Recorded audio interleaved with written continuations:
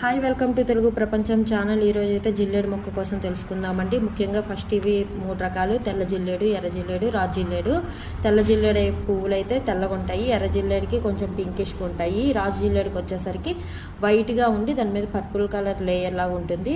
And ఇవి ఏంటంటే చాలా ఔషధ గుణాలు అయితే ఉన్నాయండి. నాకు తెలిసిందైతే ఎవరికైనా కాలు వాపులు పుట్టేస్తాయి కదండి, అప్పుడు ఆకుని తీసుకొని దాని మీద ఆముదం అనేది రాసేసి మనము పొయ్యి మీద కొంచెం కాచాలండి. అటు ఇటు తిప్పి దాన్ని కాల్చి వేడిగా ఉంటున్నప్పుడే ఆ వాపు మీద మనం పెట్టి కాసేపు ఉంటాయండి.